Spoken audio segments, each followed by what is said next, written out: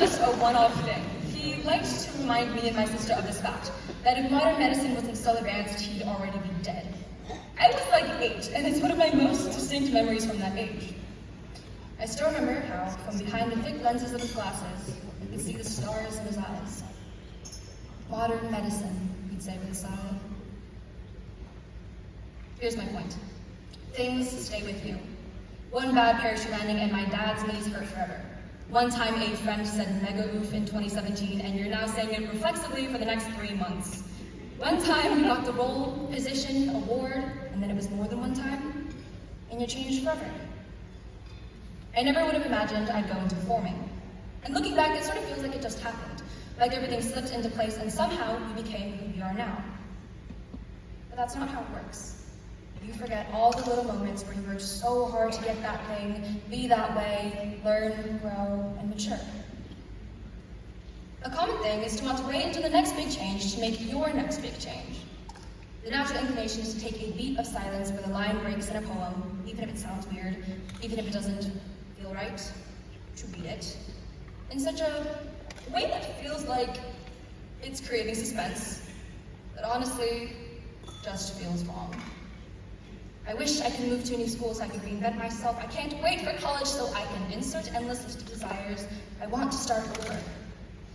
Okay, hey, I hate to be that guy. I hate to break it to you, but you don't get to do that. You get a new page, sure, and you get a new chapter, but unless this is some disjointed anthology, which it's not, you need prior context. Everything that came before still relates to the now. Even if it is a new book, it's still the same series. Maybe you get a fresh start in the sense that you now have a blank slate to work on, but you're not a blank slate working with your new environment. And that might be scary. Well, what if you want to move forward? Then do it. All those experiences still shaped you, and you have a right to loosen the reins on your emotional connection to them. To the people who dedicated their high school careers to passions they're not going to be pursuing daily in college, okay, that's okay. Yeah, it's scary, but at one point in time, and in your memory always, so in every point in time, you were and are an athlete. You are still, and always will be, an artist. The scariest thing about being an international kid is it's so hard to tell that you are one, from the outside perspective, and even sometimes with yourself.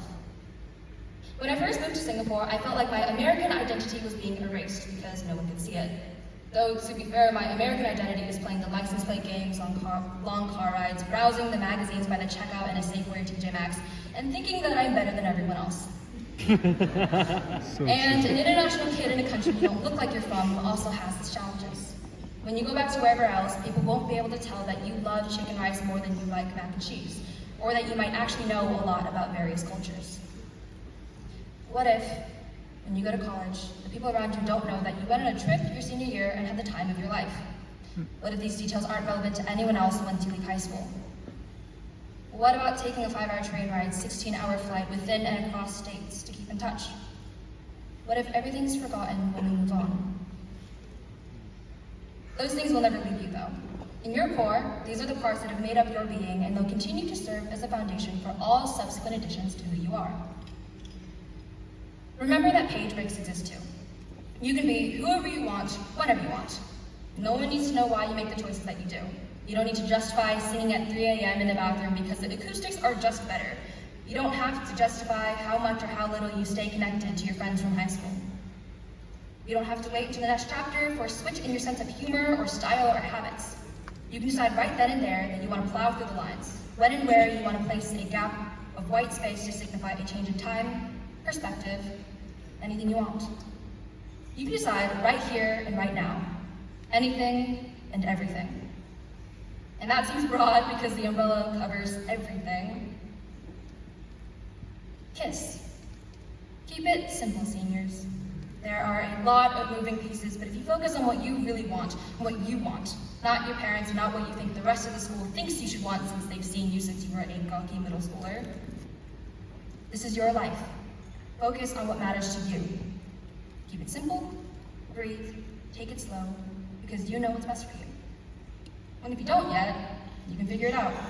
You've got time. And in 4 years, in the toss of a cap, a click of a seatbelt, a blink of an eye, you'll be where you need to be. Thank you.